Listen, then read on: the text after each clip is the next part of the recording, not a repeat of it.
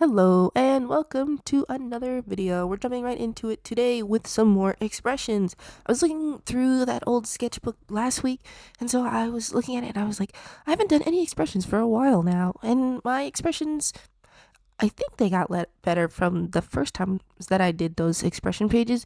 So I decided I was going to do some more expressions for you guys. I think maybe this would have been better for the Thursday study session, but I didn't want to chicken out and make this a Thursday study session because I told myself I was going to do some landscapes, some cityscapes type thing. So this is just a non-study video, even though it is technically a studying video because I'm doing an expression meme. I'll go ahead and throw up the expression meme for you guys right here, so that way you can follow along with me if you would like.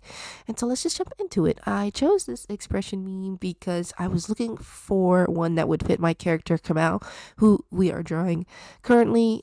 I feel like I'm always reiterating my characters every time they pop up, and I think maybe I'm gonna make some videos that explain them individually, so that way every time they pop up I don't have to explain their whole story and their background. So maybe look forward to that. But yeah, this is Kamau.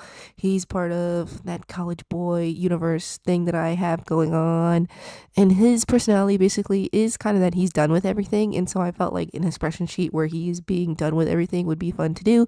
And I feel like my range of expressions needs some work. And so I really like doing these expression sheets just because it really puts me out of my comfort zone and gets me to draw stuff that I would never draw. Because I feel like when I do expressions, I struggle to really push them too much because I have a fear of making expressions look ugly and faces look ugly, because I feel like the face is like the whole focal point of a drawing, and that's the things your eyes is first drawn to. And so if it's ugly, it could be a problem. But you guys know that I have gotten past the point of caring whether or not art is ugly. And also, I feel like when you're doing comics and stuff, some of the panels, like some of the drawings, come out ugly for comedic purposes, and so I have to be willing to be ugly for comedic purposes. So I'm pushing past that now with these little expression pages.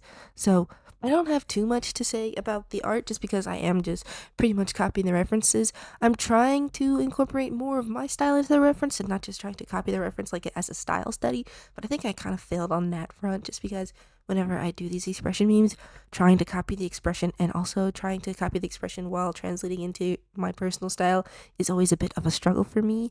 I'm not entirely sure how to do that, but I figure I will probably figure it out one day if I keep practicing enough.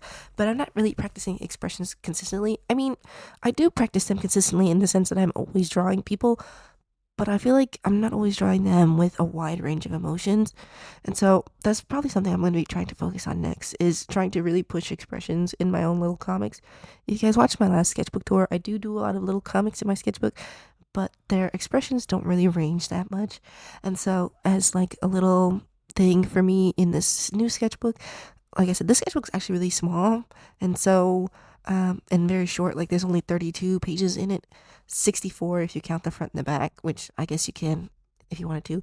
So I'm gonna try to use this for like speed running maybe some expressions, and trying really to get some really wider range of expressions, just because I don't really like the sketchbook. I don't really care about it too much just because I don't like it so much. And so I feel like just filling it with a lot of ugly drawings that I don't really care about would actually help me out a little bit. And I want to do that with expressions. So hopefully that's what we'll be able to see in this sketchbook in by the end of the month, because I am trying to finish it by the end of the month, just because it's very short. So I feel like it's going to be very possible for me to do. There's also the fact that this what's it called? This expression meme included more of the body, and I feel like a lot of conveying expression is conveyed through body language. Like maybe you're the type of person who, when they get to really move their hands a lot, or maybe you're like always rubbing your face, or maybe you're like folding your shoulders, folding your arms to show that you're angry, or maybe your hands are in your pockets and your shoulders are hunched forward to show that you're nervous. I feel like body language is also a really good thing to focus on when it comes to conveying expression. Your face conveys a lot of expression, but your body also helps to convey your expression. And so what I really liked about this expression meme chart was that it showed more of the body and also gave me a chance to focus on expressing emotions through body language. I thought that was really cool. I just feel like when you are studying expressions like artistically, people really put a lot of focus on the face, which is not unjustifiable, right? It's just like all of your expression is pretty much linked to your face. There are some people who really don't make facial expressions, and so I feel like maybe to like convey the sort of subtlety with their expressions through their body language could be cool. So I have to look into that a little bit more, but that's why I like this expression meme specifically also. I mean, obviously, not all of them have like super distinct body language. Like the two in the first row, like his arms are just down.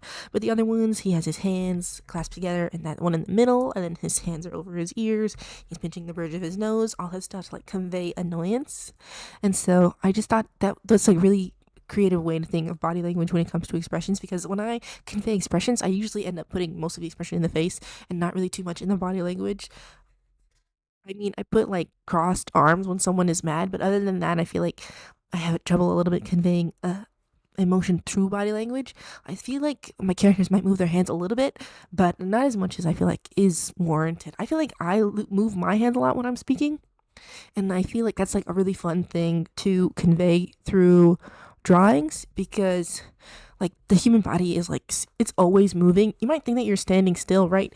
But genuinely, if even if you're standing still, your body still has a little bit of sway to it, right? You're still like swaying a little bit side to side. When you're walking, you're swaying, obviously, but even when you're standing still, your body is swaying a little bit side to side. And I think that's like a cool thing to put into drawing. I feel like it gives drawings a lot more life, and so I'm trying to do that too, also to like convey expression through body language too. And I feel like it's going to be a lot of fun. I've noticed that since I've been doing more studying lately, like through figure studies and through all the other sort of studying that I've been doing on these Thursday sessions and just in general with my art, I found myself looking at things in real life with a bit more scrutiny than I would used to. Like I look at people and I look at their hands and I look at the forms and I like see things like the folds in their clothes, and I'm trying to break it down into shapes in real life. And I think that's so much fun. I really didn't feel like I ever had like a really analytical eye for art stuff in the past, and I still don't feel that I like super talented or anything, but I just been noticing shape and form a lot more lately, and I feel like that's really fun. I just feel like it makes like every part of life just seem like more fun and more creative and more artistic.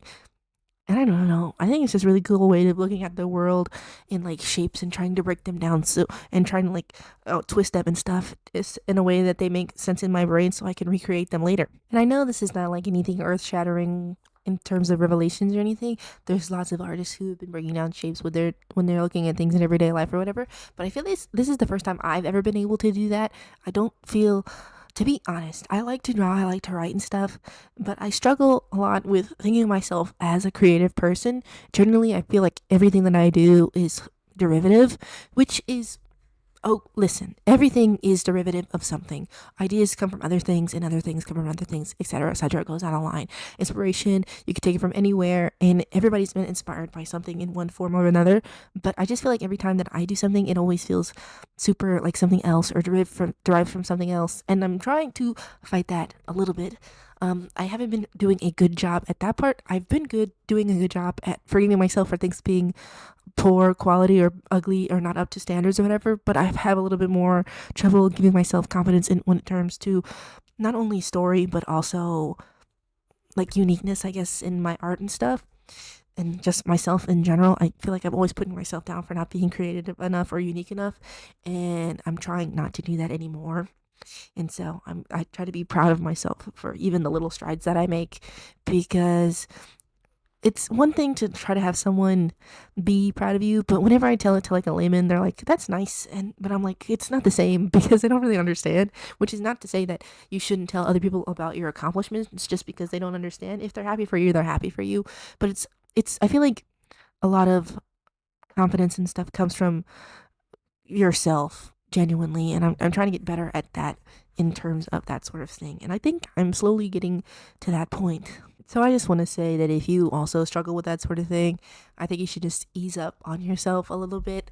You might think you're like the most unoriginal person in the world, but I promise you're not thieving or anything. I mean, as long as you're not ripping something from someone 100% directly, even if you're like one of those kids who's like, "Oh, I made this OC and it's just like this other person's like some person from media." If you're a kid, go ahead and do that. I mean, honestly, just don't carry it to when you're like an adult, because then that's stealing. But as long as you're not stealing, I feel like it's okay to be a little bit derivative. Just tweak it a little bit. Tweak it, change it. Put something that is wholeheartedly you into that, and that'll make it unique and I'll make it wonderful. Anyway, we're coming up on the end of the video now, you guys. Thank you for spending this time with me. I always appreciate you guys listening to my weird little ramblings. I'll go ahead and see you guys in the next one. Bye.